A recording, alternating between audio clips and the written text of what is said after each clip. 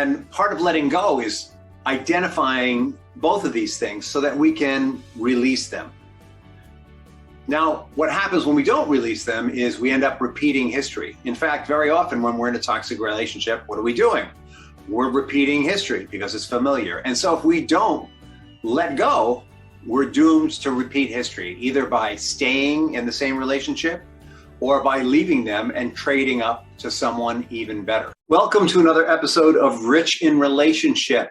And today we are talking about letting go, or we might be talking about being stuck in a toxic marriage. It really depends on how you decide you're going to take this, how you're going to listen to this, how you're going to hear it, where you are with this energetically, emotionally. And before we can really address the question, let's get some clarity on how people get into toxic relationships. It's not like we all go out looking for some toxic personality and say, wow, that is Mr. or Mrs. Right. I just have to be with that clinically depressed or alcoholic or drug addicted or rageaholic or compulsive liar or insane narcissist or psychopath or whatever the nature of the toxicity is. It's not like we go out looking for that stuff, and yet somehow we find it. Now, there is an expression that goes like this: water seeks its own level. And if you don't know what that means, here's another one. A friend of mine says that elephants don't want to get married to giraffes. They actually have a much cruder version of that.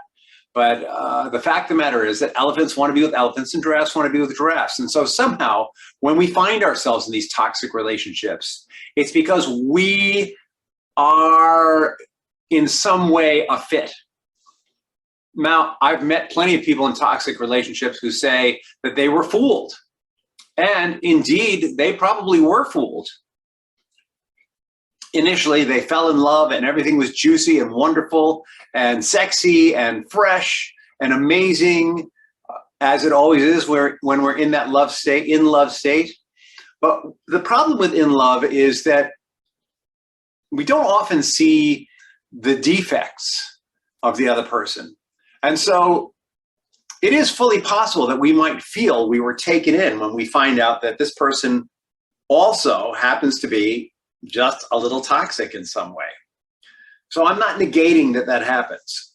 And what I am saying is that every client that I've worked with who has had a toxic partner that they were separating from physically, emotionally, and spiritually has had some kind of experience with that form of toxicity in their past. In some way, shape, or form, it was familiar to them. Familiar in that maybe their parents had that trait or some of those traits that that person has, and so it felt familiar. Now, that sounds like a terrible thing to say. It's like saying that we want to have toxic people in our lives. We want to have that feeling of being stepped on and crushed and losing our sense of self. Like we want to have that feeling of being unsafe and yearning for it to be safe again. And when is that going to happen? Like we want to have that. And consciously, it would be unfair to say that we want that. Consciously, we all want safety. Consciously, we all yearn for those things that I was just talking about. And unconsciously, it might feel familiar. And if it feels familiar unconsciously, it might therefore feel in an odd way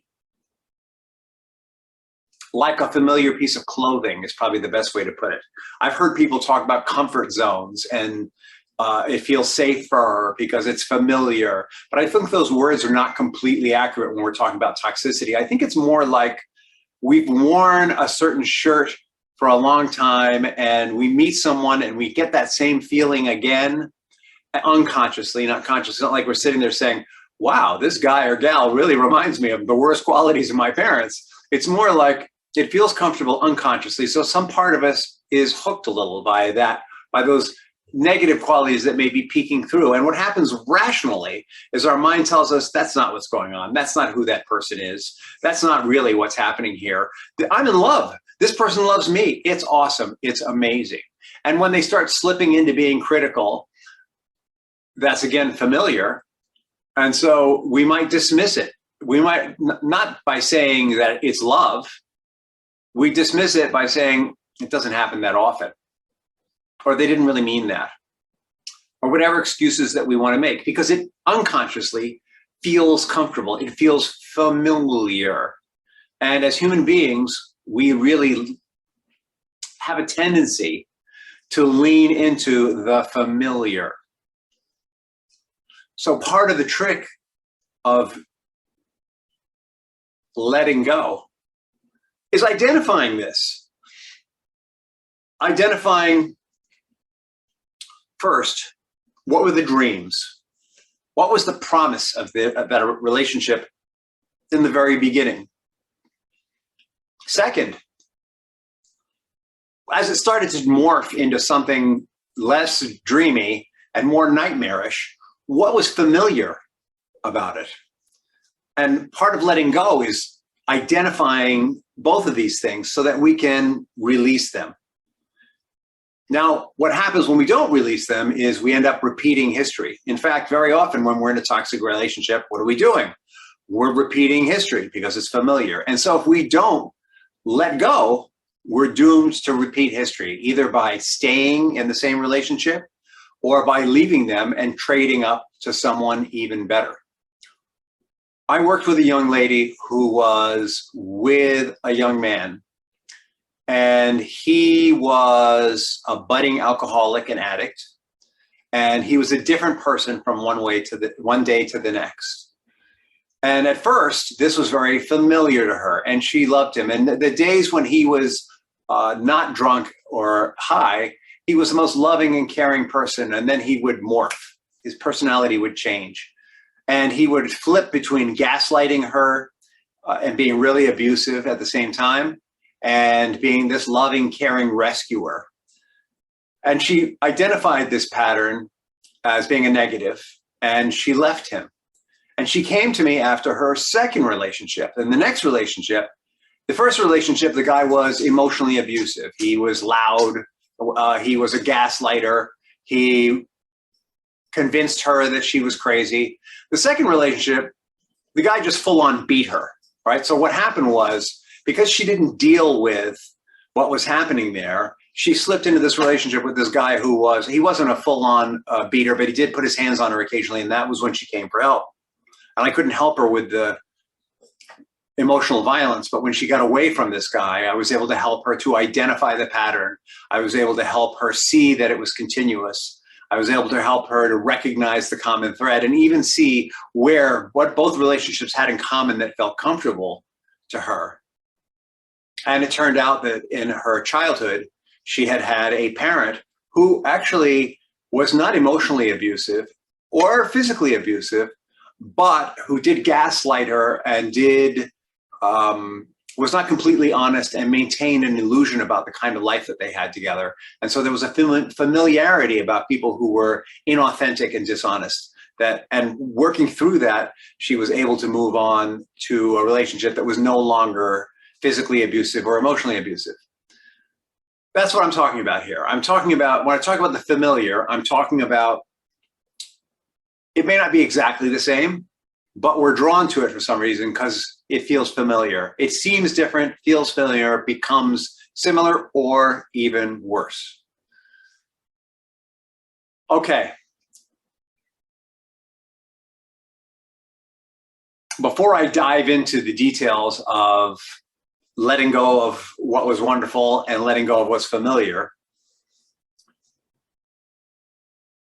I just want to add that it is not unusual when someone is in a toxic relationship to not really see it until they see the impact on their children. And the reason for that is exactly what I was just talking about. Because something feels familiar, they'll rationalize their way through it.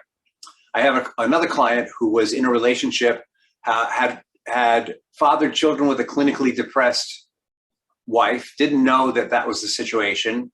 They met under artificial circumstances, and yet there was something very familiar about it. And he claimed at first that he was totally caught off guard when she, after a year of marriage, slipped into depression and all kinds of behaviors that I'm not going to share with you at this point because that's not what the story is really about. But he shared with me that he was really surprised And as we dug deeper, we talked about his childhood, and he had had a father who was bipolar.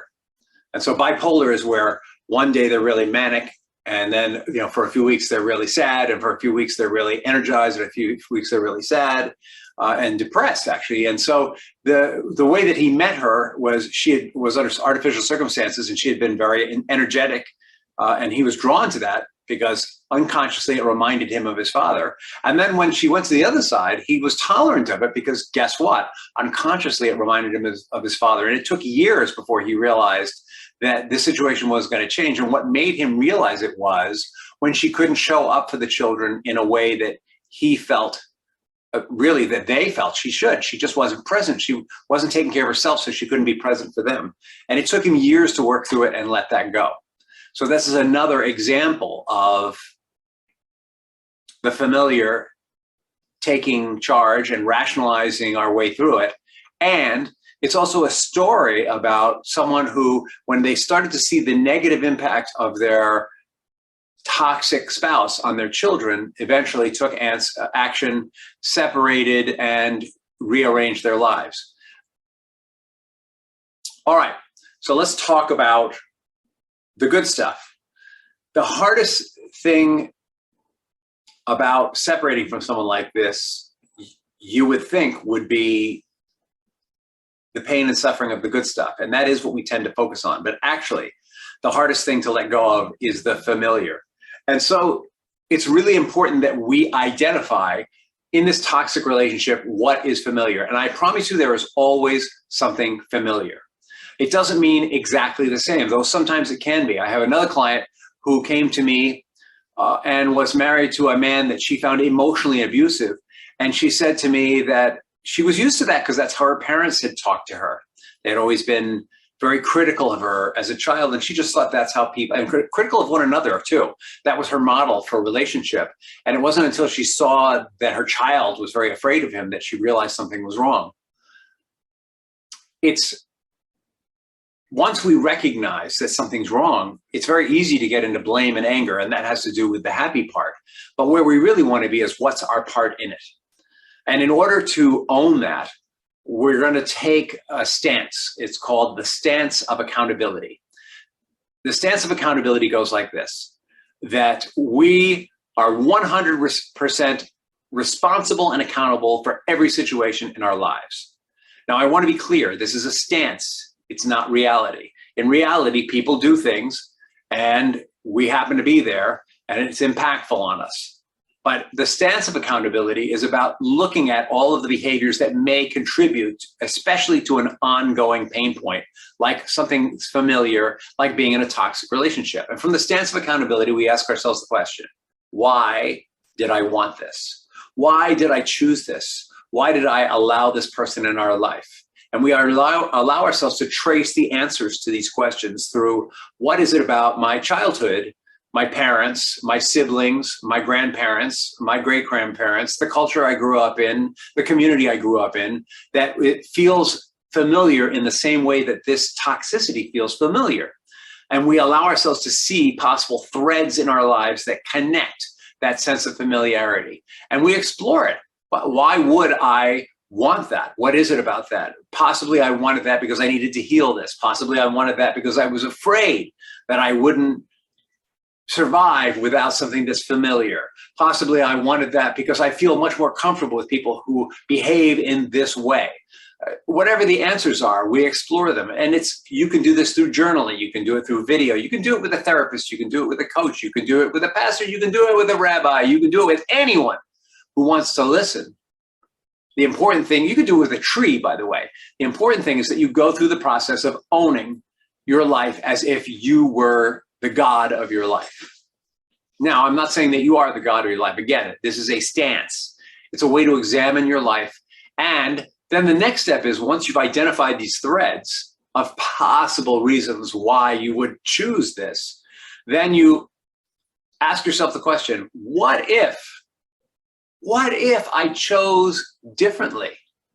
What if I chose differently? What would it be like to be a little uncomfortable, but with someone who behaves in a way that's not so familiar to me, but might be incredibly beneficial to me. How would that feel? That would probably feel uncomfortable. It might feel incredible too. It might be an amazing mix of uncomfortable and incredible. And start to get that comfortable is not the defining feeling for progress. Let me say that again. Being comfortable is not the defining feeling for progress and growth. In fact, you ask any coach or any leader, and they will tell you, spend too much time being comfortable and you will never move forward, right? What's comfortable is lying around in your bed. What's comfortable is the same kinds of friends, the same kinds of relationships. What's comfortable is the same kind of lifestyle. What's comfortable is never having to face change. Why? Because change means stress. Change equals stress. It equals stress because there's the state that we're in, and there's the state that change demands we move to. And there's an essential tension between the story we have about ourselves today and the story we need to have ourselves to navigate that change into a better, brighter tomorrow. And it is the tension and the stress of that that leads to discomfort and forward motion. And that's what makes the stance of accountability so incredibly powerful. All right, so part one is getting familiar with what's familiar and being willing to let it go for something unfamiliar and new and exotic and exciting and different and uncomfortable and stressful as we move into a better me and a better now and a better reality. Part two, and this might actually be part one for some of you, by the way, is letting go of the dream. So you remember in the beginning, I talked about that dream. You meet this person, and they seem to be your dream person, and it feels comfortable, and it's good, and it's juicy, and exciting, and sexy, and all that good stuff. There's a dream that happens in that space. And then when you got out of it and got into this world, you're like, what? What is she doing to my child? Or what is he doing to my child? What? Have I been allowing this person to do something to me that I would kill if they did to my child? What? Is this really where I want to hang out? When you realize there's a difference between that place that you thought you were and the place where you are, you need to be willing to let go of what was good about where you thought you were.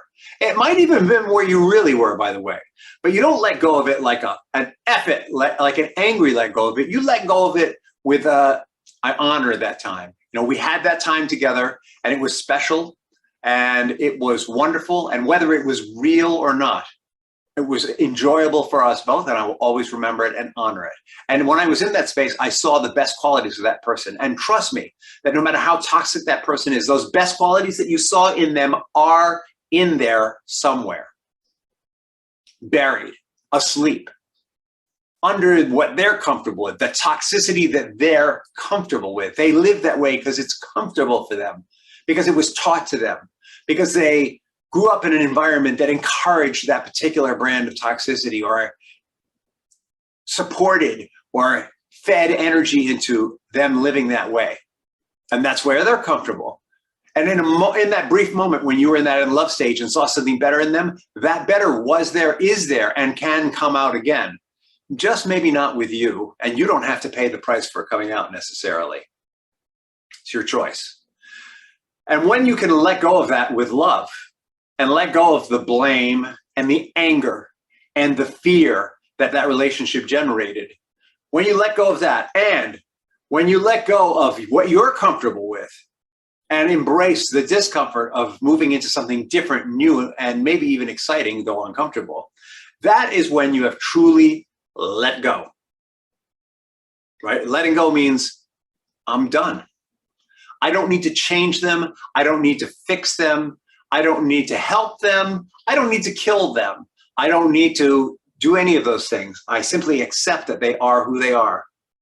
Now, how you diminish the impact of that person on your children, that is a whole nother question. And part of what drives the changing, wanting to fix them, wanting to kill them maybe, is you don't want to see them having a negative impact on your children anymore. And that's a whole nother process. And we're going to talk about that in a whole another chapter, Facebook Live, episode of Rich in Relationship, however you're receiving this. And if you have someone like this in your life and you're not sure how to move on, you can contact me at bit.ly/end the fight, ENDTHEFIGHT. That's a bit.ly link. It doesn't need a .com. bit.ly/end the fight. And you can reach my calendar with that link, and you can have 30 minutes free to talk to me and strategize on how you can, what your next steps are with this person and yourself. Be happy to help you with this, because my commitment is to helping parents create joyful and resilient futures for themselves and their children, whether they're living with someone or apart from someone. That's my mission, commitment. That's what I'm about. And I'm happy to have that 30 minutes with you, because it fulfills my mission and it'll help you find your next steps, whatever they are, whatever they are, whatever they are. All right, that's enough out of me. And as always, you can email me at rich@richinrelationship.com, RICH@RICHINRELATIONSHIP.com. Thank you, and have an excellent, excellent day.